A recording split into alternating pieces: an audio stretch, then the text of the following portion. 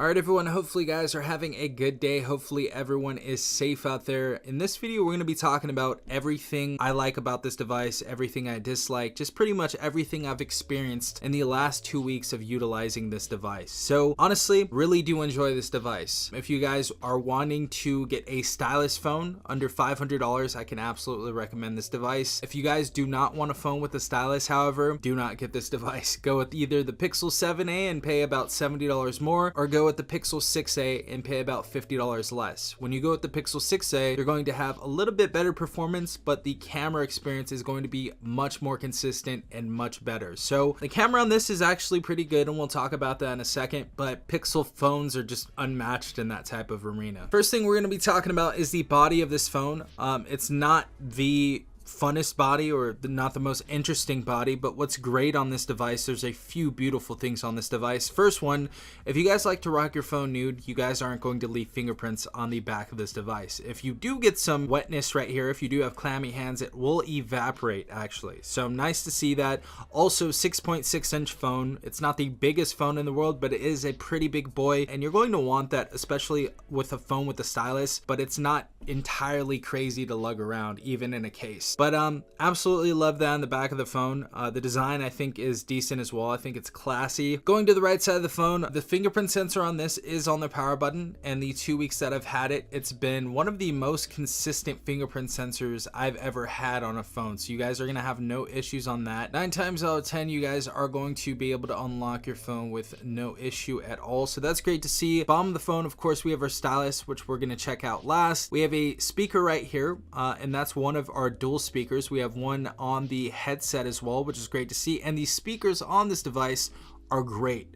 They are very, very good on this device. So absolutely love that. We have a USB Type-C port. We have a 3.5mm headphone jack, which is great to see in 2023. And of course, we can expand our storage on this device as well, up to 2 terabytes. Even though we already have 256 gigabytes of internal storage on this device, great to see. But everything about this body and everything that's on this so far is pretty great. And the next thing I want to show you, of course, is the stylus. That's kind of the reason for buying this phone. So if you guys like to take notes, you guys can obviously take notes right here.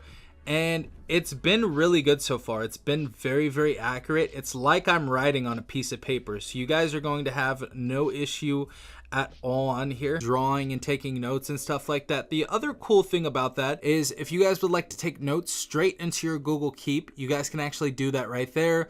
We can also take screenshots on this device. We can take GIFs, of course, we can create those, and we also have a calculator as well. So that's really cool if you guys are doing math problems and you guys don't want to use the regular calculator for some reason. This is a easy way of doing that right there. So absolutely love that so far. I think the stylus inside of this device is very accurate. You can also change out those 5 little applications right there in the settings as well. Everything is pretty fluid so far. It's like writing on paper. No issues with the stylus on this device. Getting in the display on this device, we have a 6.6-inch display. It's going to be 1080 by 2400, but the kicker is this is an IPS LCD 120 Hertz refresh rate on here. So we have a pretty fluid display, and mixed in with our Snapdragon 6 Gen 1 processor, it's been really nice. It's been a really nice experience. We had the few glitch ups and muck ups in the beginning for the first day, but after that, after a few hours of using this device, this has been a very nice experience, almost as if I were using this, you know, day-to-day use with a flagship device. It's been that good. So amazing so far. Also, stock Android experience on this device. This is going to be a very, very light skin on here. And of course, we're running Android 13 on here as well. So we have all the Android 13 features on here. One con I would say is that we're only going to get one operating system update. I don't know how many security patches we're going to get, but we get one OS update on this device to Android 14. So I honestly think that's the only con that I have on this device so far. There are some minor things on the camera and stuff that I'll talk about in a second, but I think that my experience in day-to-day use has been very, very adequate. Going into our Moto application right here, this is probably one of my favorite things, especially for people that are transitioning from a Samsung or an Apple device and you know, they're not used to this type of ecosystem. If you go into this application right here, it's going to show you how to personalize your fonts, your colors, your icon shapes, and all that different type of stuff that Android 13 gives you access to inside of here. Also, it shows you all of your Motorola gestures, like your chop to open the flashlight, also your 3-finger screenshot and stuff like that. It's going to show you all of the gestures that come with a Motorola device, and all your shortcuts and different stuff like that. Also shows you how to protect your digital life on here. It gives you tips on here, which is great to see. It talks about your display, it shows you how to use the gaming mode on your phone, and I just really like the UI and layout that Motorola has. It's very easy to use, it's very easy to learn. Now, speaking of gaming on this device, I've been playing games like Call of Duty Mobile and Genshin Impact, and I think the only small little thing is that it gets a little hot around this camera right here. That's probably one of my only gripes about the gaming. As far as like low graphics or medium graphics on Genshin Impact, it seems to run fine, so you guys are going to be able to play those graphic intensive games such as that, and of course Call of Duty Mobile, PUBG, and things of those effect. So gaming on this device has been decent. You guys are going to be able to play competitively on here. As far as battery life on this device, this is going to have an insane battery life. It is going to last a day and then some, so just know that this has a 5,000 milliamp battery. We do have a charger inside the box as well, so that's great to see. It is only a 10-watt charger, but this is capable of turbo power charging at up to 20 watts. So decent enough. I've been using my Anker 45-watt charger, and I think it's been charging actually a little bit faster than 20 watts. But I feel like for most people, 20 watts is absolutely more than enough, especially for a battery that lasts for more than a day on one charge. I feel like most people are going to charge their phone while they're sleeping and stuff, so I don't know why a lot of people get mad when it's not 2 or 3 days. Or they can't switch out the battery. Just charge your phone at night. It's easy to do. Also, some cool things that we have right here. We of course have our wallet, which entails NFC. So we have NFC on this device as well. We have Dolby Atmos speakers on here as well, so you get that surround sound when watching Netflix and TV shows and YouTube and all that type of stuff on here. So great to see. We also have our screencast, our GIF maker, and we have a native screen recorder in here as well. So if you guys are doing mobile gaming and you want to upload your gameplay to YouTube or whatever, that is always an option to do so. Next thing, getting into the camera on this device, and I'm going to be showing you all of the photos that I have took on this device so far. We're going to show you them all right now. Before I show you guys that, the camera is good. The camera colors are good. The contrast is good. The clarity is good. You guys are going to have no issues taking photos on this device. The camera is well optimized, and I think it's great. Now, we get into a little bit of problems when we get into the 4K recording on the rear-facing camera specifically. As you guys can see, we have a dual rear-facing camera. We have a main 50 megapixel wide camera that's going to be our PDAF camera, and our secondary camera right there is going to be our 8 megapixel ultra wide. As far as the rear face recording, the stabilization really isn't that good. I think there are better devices like the Pixel 6a, for example, that have better stabilization. So if you guys are really not wanting a stylus inside of a device, I would honestly just go with the Pixel 6a. Better camera, better stability when recording. So if recording is a big thing to you and taking photos is a big thing for you, go with the Pixel 6a. Do not go with this device. However, if a stylus is a big priority on your list and you just want me to let you know how the camera is, the stability on the rear facing camera is not that good, and you'll see that right now, but the stability on the front facing camera, and it seems like when a subject is in focus, the stability is actually quite good. It is a little bit shaky when actually moving with the camera around rear facing mode, whether it's 1080p 30, 60, or 4K at 30 frames per second, just to let you know. But the photos and everything on here, I think are decent, and they are acceptable and good for a $399 price tag.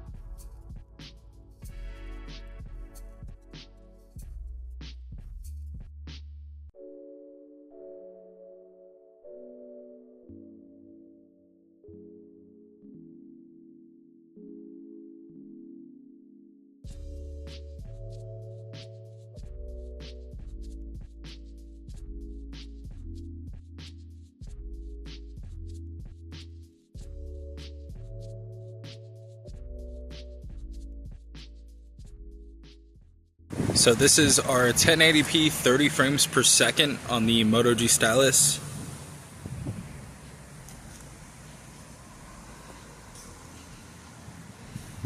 Let me know what you guys think. And this is full HD, 30 frames per second.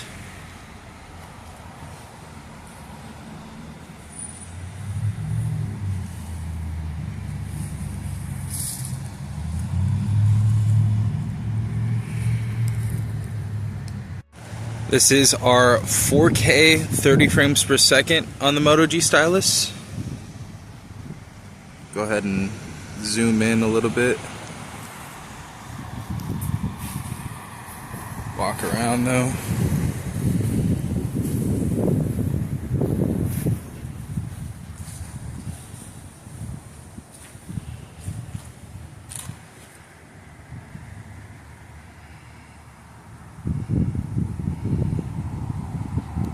Seems like it focuses pretty well though in 4K.